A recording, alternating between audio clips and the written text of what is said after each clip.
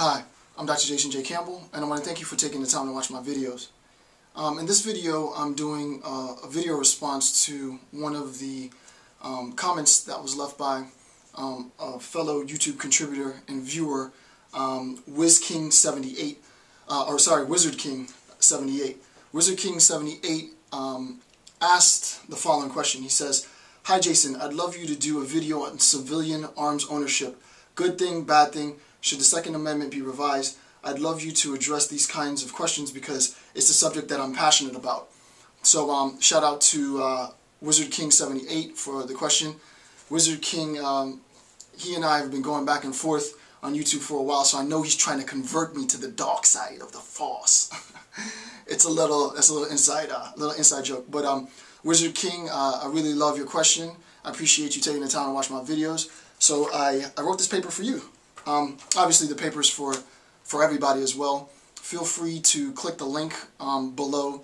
It'll take you to the PDF. Print out the PDF, pause the video, come back, and we'll read the paper together. For me as an academic, rather than trying to publish this paper and worrying about editing and grammar and all that stuff that 4 or 5 scholars will read and someone might cite, I get much more enjoyment out of giving it to you guys for free, not having to worry about all of the technicalities of academic writing. It is definitely a scholarly article, but it's also accessible to the general public, and that's important. To throw up a video on an article that I wrote back in '07 and I have a couple hundred people already watch it, where I've had that article published for, I don't know, maybe 5 years, and maybe 5 people have read it.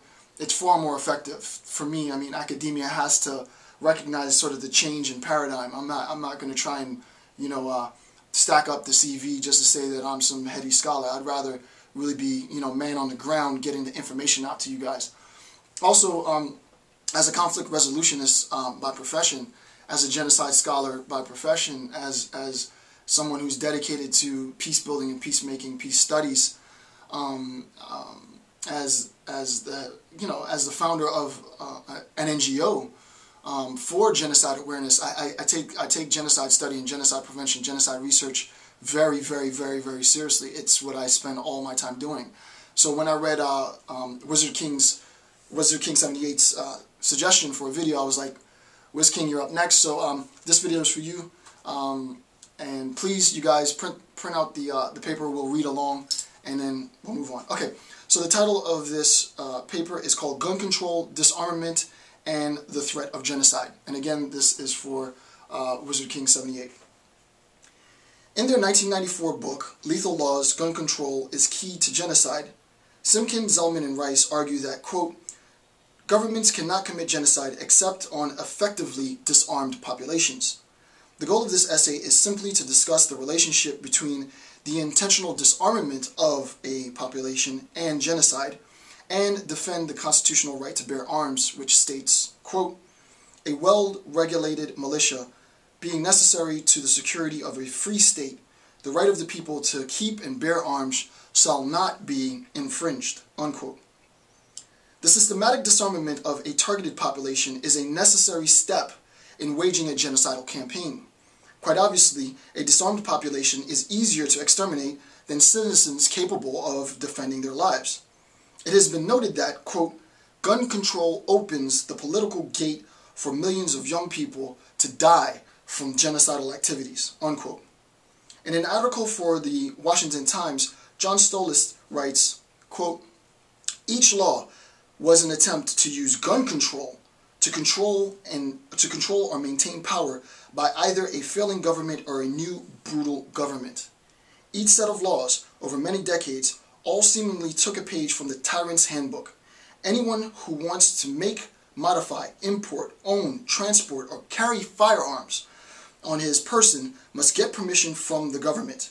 Each set of laws from different countries all said that members of the politically correct group, that is, the Nazis or communists or whoever was in or gathering power, were exempt from these laws. Each set of laws said that the general non-politically correct population had to turn in their firearms to the government. Each set of laws, each speaking the language of tyranny, used gun control as the key to gun confiscation, and then genocide, the murder of millions and millions of people. This history lesson shows that gun control is used each time a tyrant wants to take or strengthen his power. That lesson is why men of liberty and freedom who are also educated in history fear gun control, because history shows it helps to pave the way to tyranny with many dead bodies." Unquote. The idea that protecting the right to bear arms is somehow exclusively a conservative value, unafforded to liberals, is ridiculous. Gun ownership transcends petty partisan politics. The intentional disarmament of the population has irrefutably been shown as a necessary, though not sufficient, condition to genocide, and showing that the population retains this right is the responsibility of all citizens. This is not, however, to suggest that regulations in gun control in and of themselves result in acts of genocide. The benefits of gun control are also not being denied, especially in crime and drug-infested urban spaces. It is only when coupled with the willful intent to exterminate members of a targeted population that the total disarmament of a population becomes problematic. For example, there may be some justification in disarming convicted felons and denying their attempts to own guns, right? There may be some, I know this is controversial, I'm not sure how I feel about this issue myself, but there might be a legitimate argument that convicted felons should not own guns. Thus, the argument that the systematic disarmament of a portion of the population essentially results in genocide is completely without merit, as is the example in the disarmament of convicted felons. That doesn't result in genocide. However, the intentional disarmament of an entire population, and this is important, for the purpose of facilitating the ease of their extermination, can only happen if laws are enacted to enforce unilateral confiscation. Within the United States, such an attempt would be unconstitutional. David B. Kopel, and there's a link to his website, so click the link, go visit his website. David B. Kopel demonstrates the effectiveness of disarmament as a function of waging a genocidal campaign. Each example of genocide was preceded by laws specifically designed to disarm the population. Each example of genocide was preceded by government-enforced gun control, wherein government officials and party sympathizers could possess arms and members of targeted populations could not. So those with the government, those from the government, had no confiscation, had no prohibitions. Those outside of the government, those oppositional forces, laws were enacted to specifically prevent them from possessing guns for the purpose of facilitating their extermination, right? The less people that have guns, the easier it is for us to kill them. For the Armenian genocide at the hands of the Ottoman Empire, Kopel writes, a 1903 law banned the manufacture or import of gunpowder without government permission. In 1910, manufacturing or importing weapons without government permission, as well as carrying weapons or ammunition without permission, was forbidden. Unquote. The Ottoman Empire could not and would not recognize the autonomous existence of the Himi Millet, which were Christian segments of the population.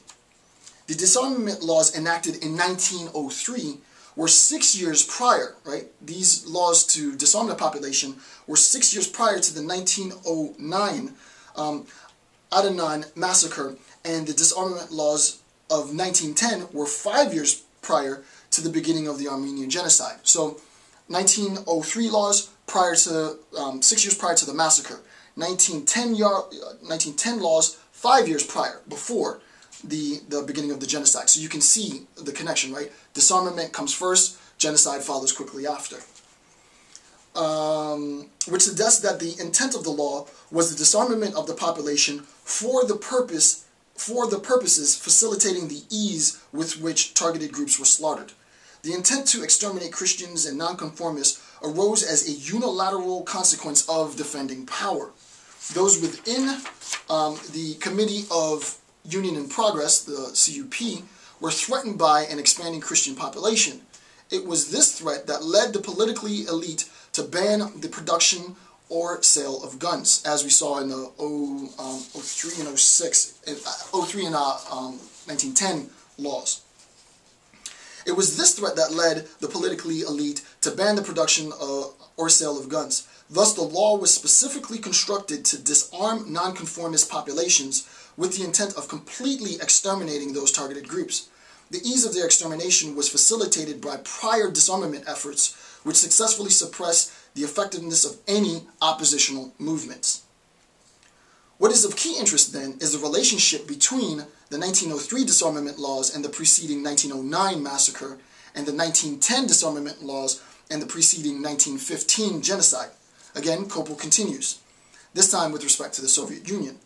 Firearm registration was introduced in April 1st, 1918. In October 1918, the government ordered the surrender of all firearms, ammunition, and sabers. Stalin's determination to destroy the kulaks, sort of a derogatory term, destroy the kulaks, led his regime to equally reinforce disarmament laws with the intent of eventually exterminating defenseless segments of the population. Quote, Stalin apparently found little need to change the weapons control structure he had inherited from his predecessor.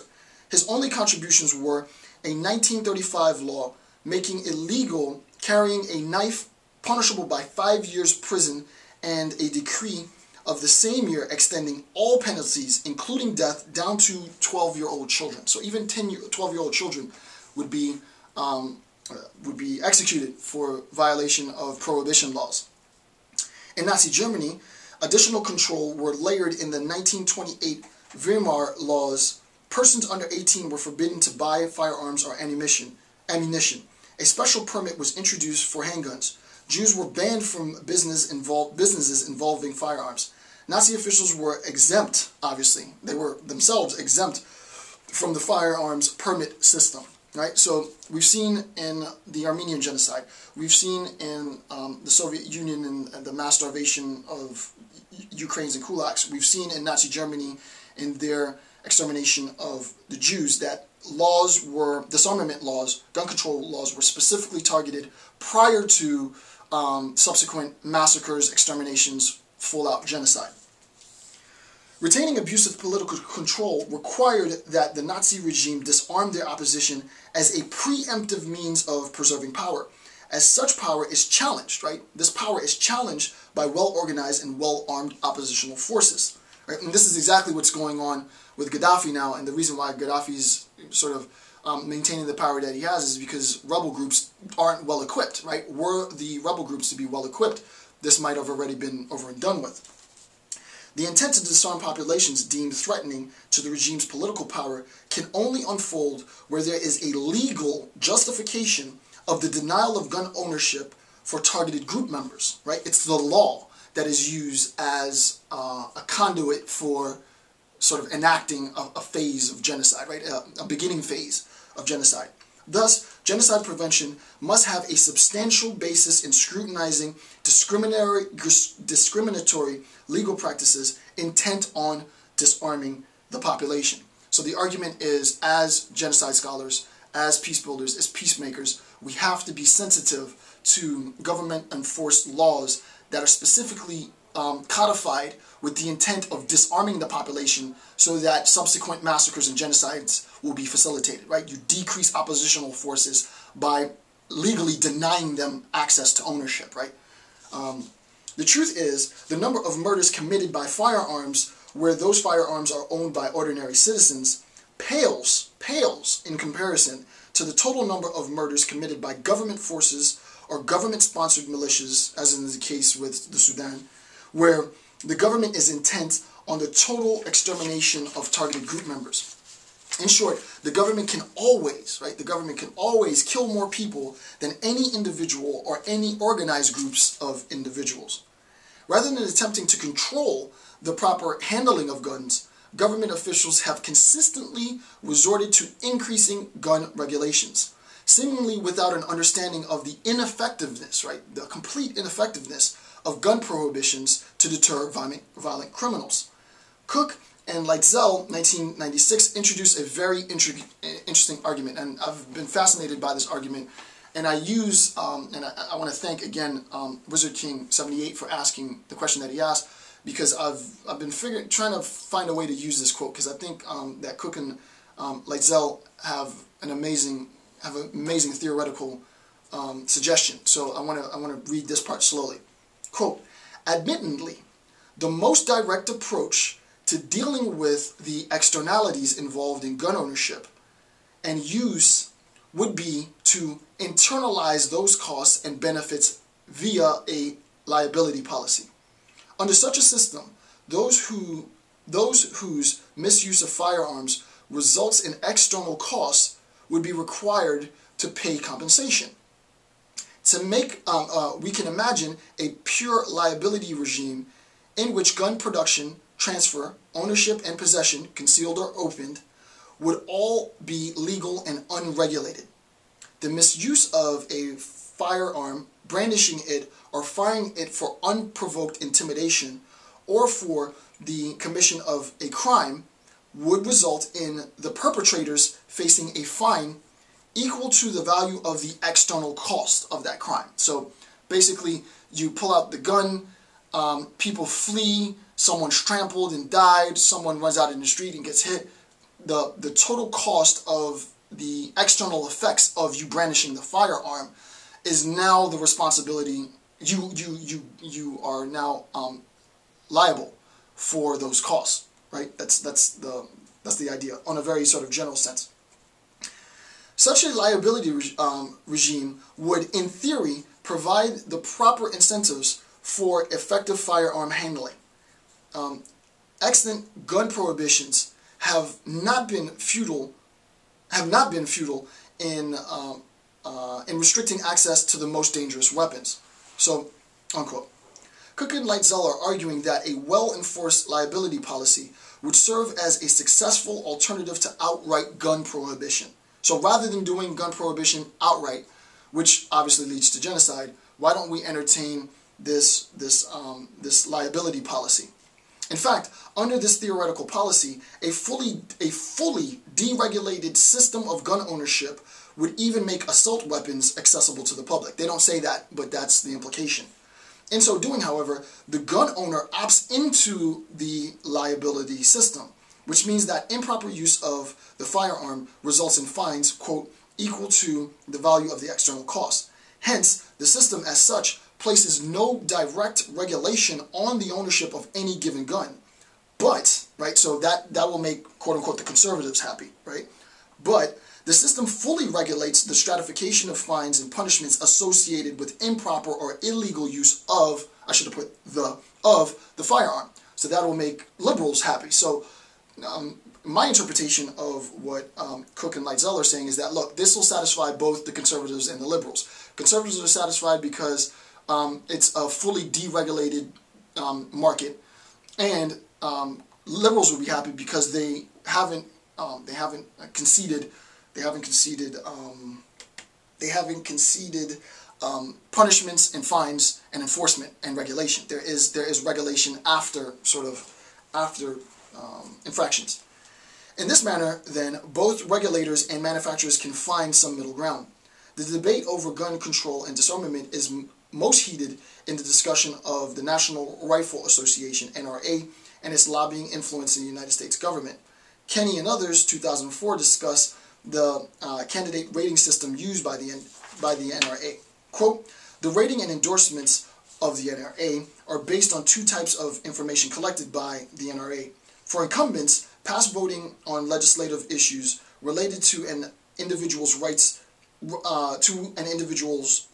interpretation of the Second Amendment is first used. In addition, questionnaires are sent to each candidate, or, on occasion, an interview is conducted with an NRA liaison. This information, or some part of it, is then used to rate the candidates and produce endorsements. Ratings range from A+ and incumbents pro Second Amendment leader to F-, favors extremely restrictive legislation and or actively leads anti-gun efforts. If the candidate fails to respond to the questionnaire and no legislative record is available, he or she is rated a question mark. Not really sure. And it is noted that such candidates tend to be indifferent or hostile to gun owners and sportsmen's rights. Finally, endorsed candidates are identified in bold typeface.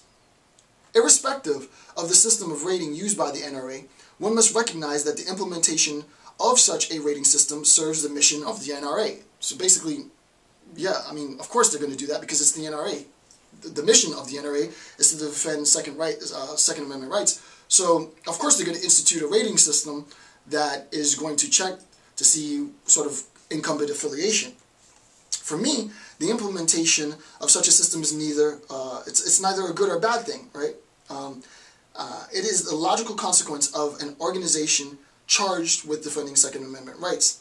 Liberals and conservatives must acknowledge that outright prohibition fails. It fails to protect the people. It collapses the economic market for, I put gum manufacturers, but I need to change that to gun manufacturers, for gun manufacturers, and it fails to deter violent criminals from committing equally violent acts. In my opinion, Cook and Lightzel have offered a fully plausible suggestion which may satisfy the demands of the NRA and gun manufacturers on the one hand, and regulators and wary citizens on the other. We have been having the same circular debate for generations. It is time, however, that we put aside partisan politics and think critically of gun control, disarmament, and the threat of genocide. So, with that being said, I want to thank you for taking the time to listen to this brief paper. I want to again thank Wizard King 78 for his suggestion. Hopefully that satisfied what it was that you wanted to hear.